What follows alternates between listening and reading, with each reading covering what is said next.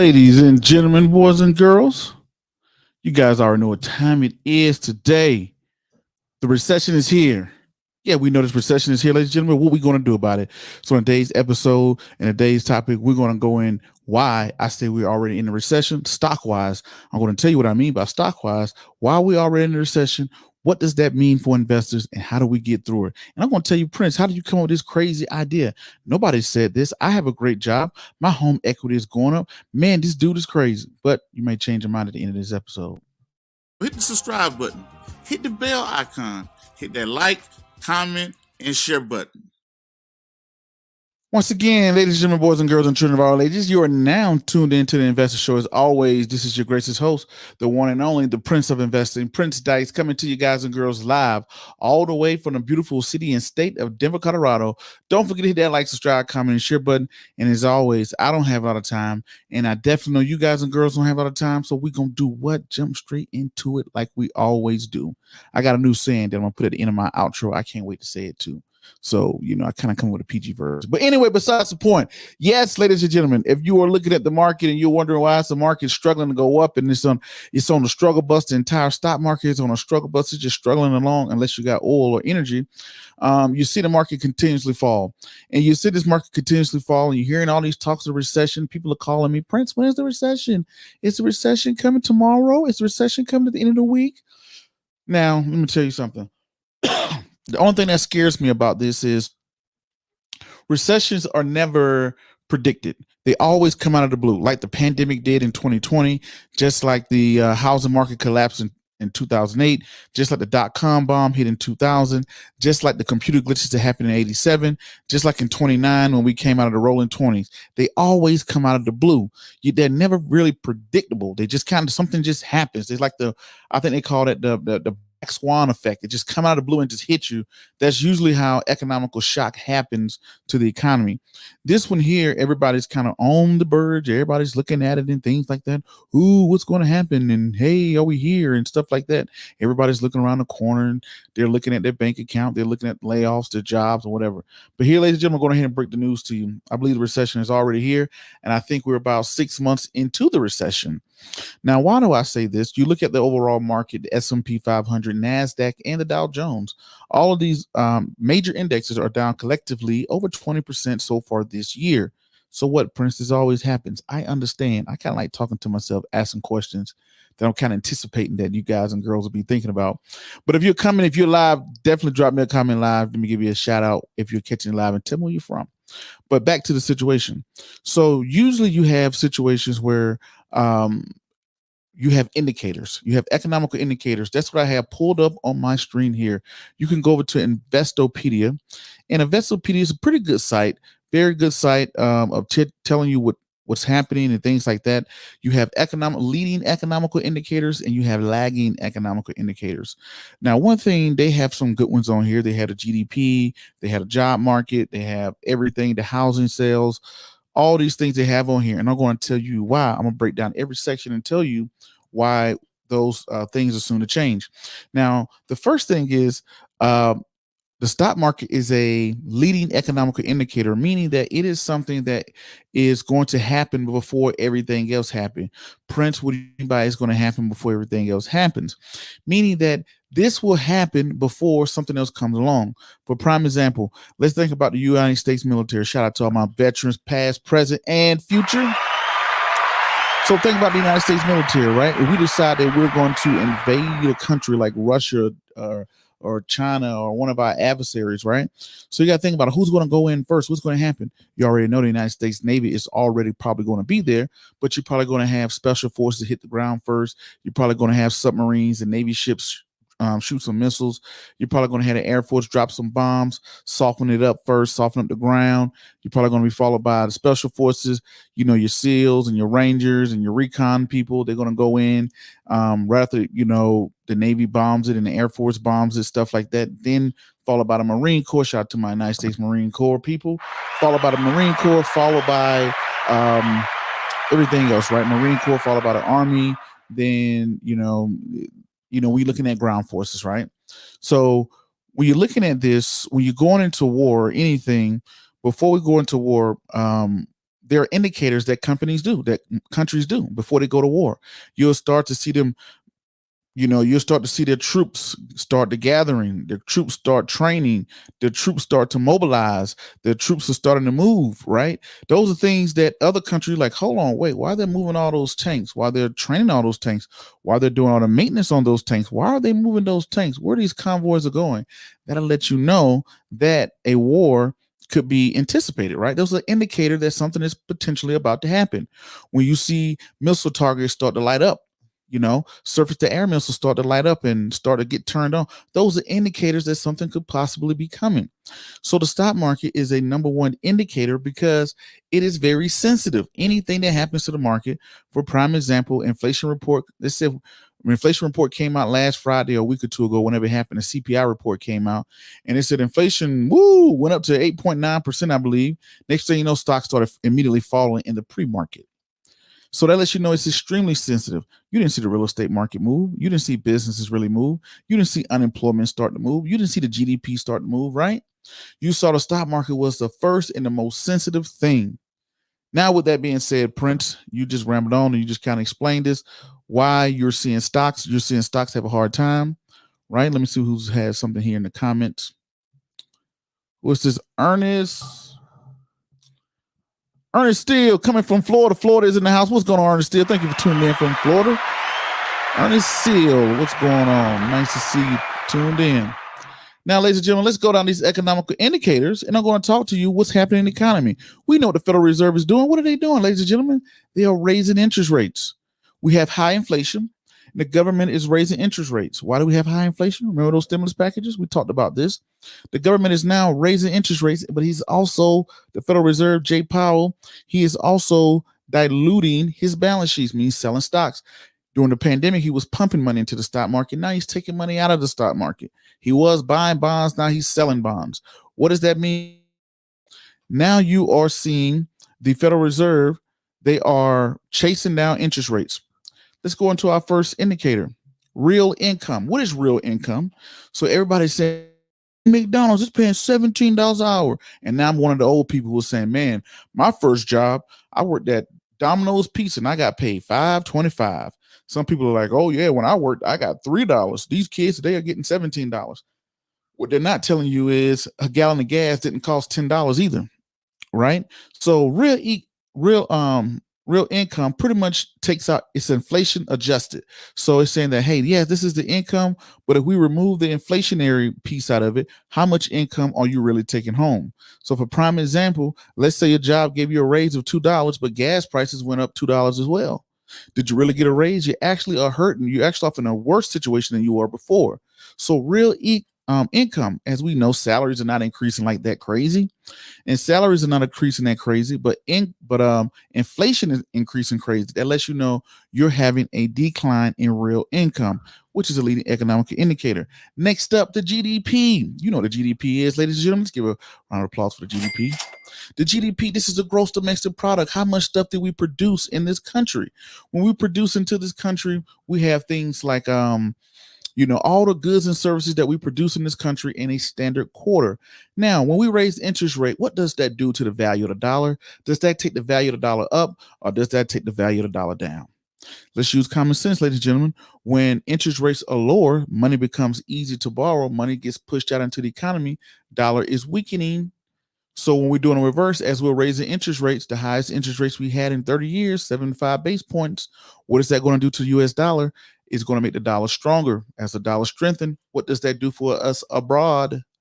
If you're in Spain and you're trying to buy things from in the US dollar currency, what does that do? Things just became more expensive to buy. And when prices rise, what does that do to demand? Demand starts to decrease, right?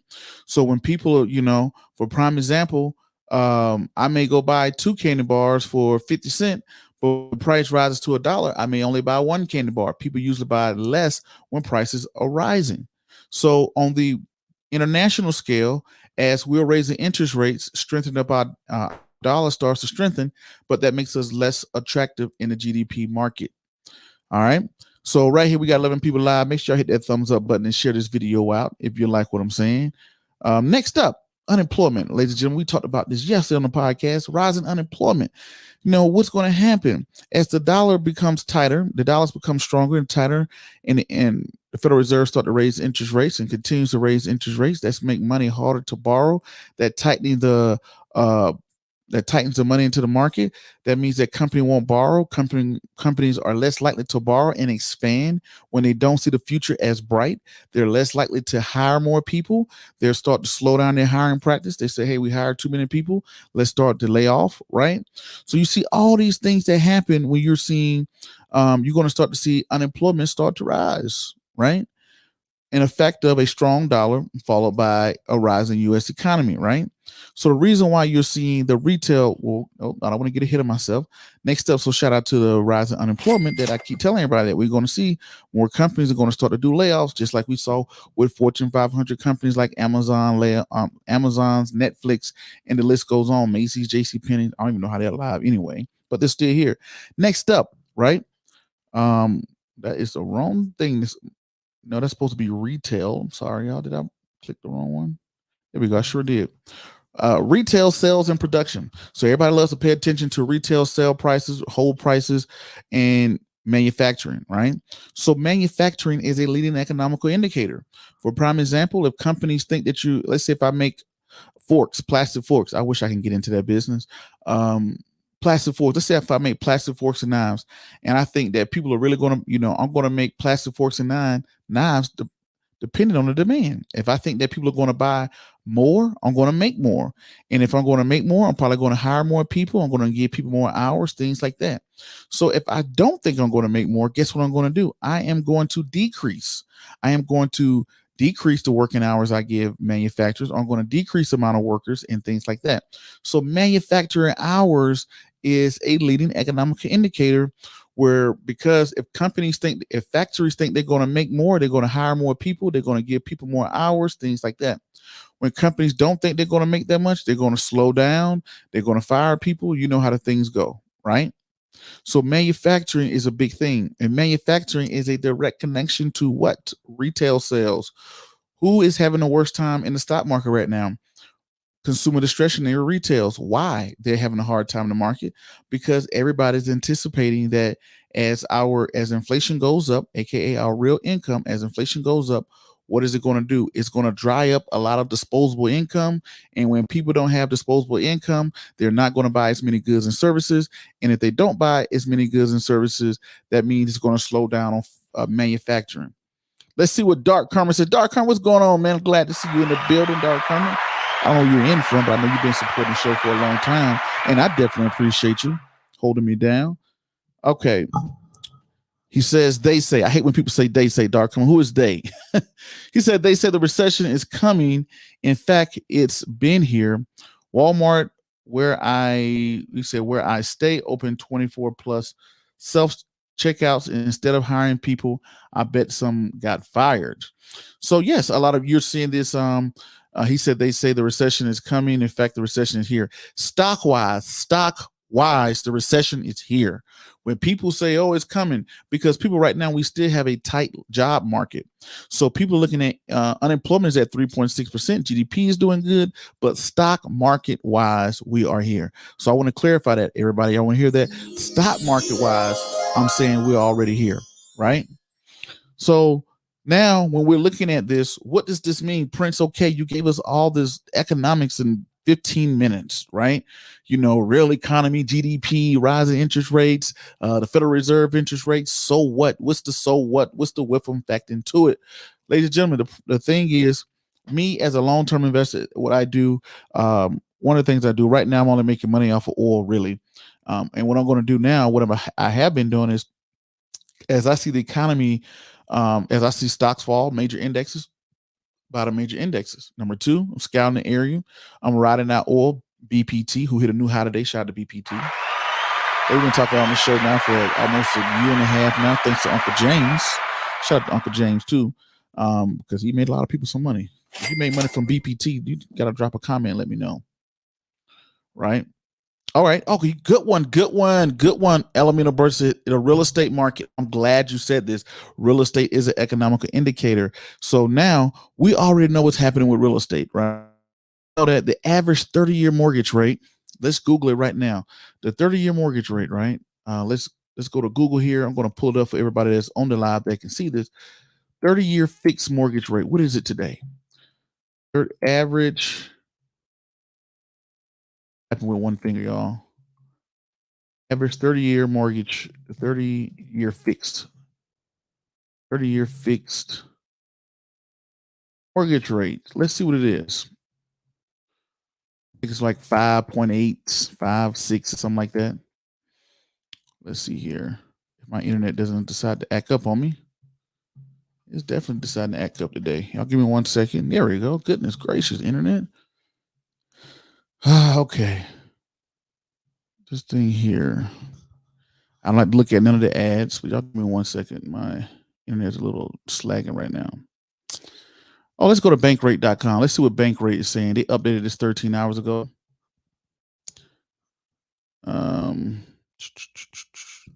Okay, they're saying about 5.9 on bankrate.com. Here we go. 5.9, 5.9, almost 6%, right? Just to think about this, 2 years ago, it was 2%. You was getting 2%. Some people was even snatching in 1% 2 years ago. Now we're talking about 5.9. You're almost talking about interest rates doubling, if not quadrupling in some cases, in the last 2 years. So what that does is when you're raising interest rates and you're seeing the housing prices go up, right? My house went from 400,000 to 600,000, right? According to Redfin and Zillow, all these people went from 400,000 to 600,000. But also it went from 2% in 2020 to now to almost, if you got good credit, you can get a 5.9 if you're lucky. So what does that do? That means that when I purchased my home, my mortgage was about $2,500. Somebody purchased my home today, my mortgage will probably be about $4,200. So guess what? $4,300. Guess what does that mean? That means that houses, well, we just talk about this. We just spoke about this. When prices go up, what does that do to demand? When prices go up, what does that do to demand? Demand will start to decrease. So demand for houses will decrease. And I think my honest opinion of what I think we're going to do how we've always done. I think we're going to build too many houses and the prices are going to be too high and the interest rates are going to be too high. And we're going to go from a seller's market into a buyer's market where it's going to be right now it's hard to buy a home. It's going to come a time where it's going to be hard to sell a home. That's what's going to happen. Okay. Dark Carmen said, they powers that be. I'm always listening. I don't always comment. I appreciate your Dark Carmen, man. You always being here. He said the powers that be. I don't believe in the powers that be. I just believe it's a couple, kind of sort of I believe in the powers that be in a way. It's just a bunch of people who got a bunch of money. And when you get a bunch of money, you have a bunch of influence. And when you have a bunch of influence, you can buy influence and you can do things. People like the Fed and wealthy people, just like if you haven't read this book called The Creature from Jekyll Island, right?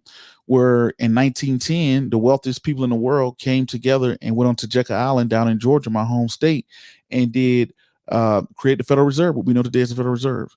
So, yes, I can consider them possible powers that be. He said, Harmon says, I stay in Florida. My mortgage unexpectedly decreased. Said, I'm paying too much. Yes, because you already are in. Congratulations to you. Shout out to you for saving some money. I got to give you some love for that, right? You're saving some money on that, but that's the same thing here. You can go in and decrease by lowering your insurance. The insurance on your home can go down. The property tax sometimes can go down. You have certain ways that you can go down, but that's a good thing. Keep that money coming in the escrow, right? But ladies and gentlemen, we're already here. As we are, these interest rates continue to rise and these mortgage rates continue to rise. It's going to drop the pool. I can see it already. Homes are supposed to increase by 3% a year. Real estate is supposed to go up by 3% a year, not 25, 50%. So as these prices of homes continue to rise and interest rates will continue to rise, and these salaries are not moving like that, and inflation is this high, it's going to dry up the pool to be able to buy homes. The only people out there buying homes now are private equity real estate companies that are out here buying these houses, right? They're the ones that's out here buying these houses, tearing up Zillow and Redfin, all these things like that. But ladies and gentlemen, it is here. Stock-wise, we are here. Stocks are a leading economical indicator. It is very sensitive and it's telling you what's to come. We can see stocks, but here it is. When the stock market get ready to turn around, guess what is going to be the first thing to turn around? The stock market. When we pull out of this recession and this downturn or whatever, the first thing that's going to turn around is the stock market. Keep that in mind. All right. So, ladies and gentlemen, that's going to conclude my time today. Let y'all know the recession is already here. Look at the thing about it. Yeah, stocks are the first to go down, but they will be the first to rebound. The first to go down, the first to rebound. So keep your eyes out, keep investing. This is the best time. Don't be like most people. Last year, everybody wanted to buy Bitcoin and everybody wanted stocks, all this other good stuff as the market was going up. And then when the market goes down, nobody wants to buy anything. It should be the opposite. Last year, people should have been selling and to moving money to cash, and this year should be the time they should be doubling up, adding money to their 401ks, adding money to their investment accounts, increasing that contribution and things like that, because that's how people can lose in a winning economy. You lose in a winning economy when the economy is doing good, everybody want to invest, but when the economy is doing bad, everybody want to take off and run, right? So that's not what you want to do. Double it up, start to put in 1% more, 2% more, 3% more, things like that. And also keep in mind, savings account are becoming great again. As the Federal Reserve raises interest rate, I should make that a meme. Jerome Powell is making savings accounts great again because of rising interest rates. You're seeing those savings accounts and CDs go up, but they ain't doing nothing to compete with inflation. So yeah. But anyway, ladies and gentlemen, that is going to be my time. Y'all already know my name is Prince Dykes. I'm the Prince of Investing. And as always, shoot for the stars. You just might hit them. And until the next video, podcast, cartoon, or whatever else crazy you see me do around the globe, peace, be safe. I'm out, and thank you.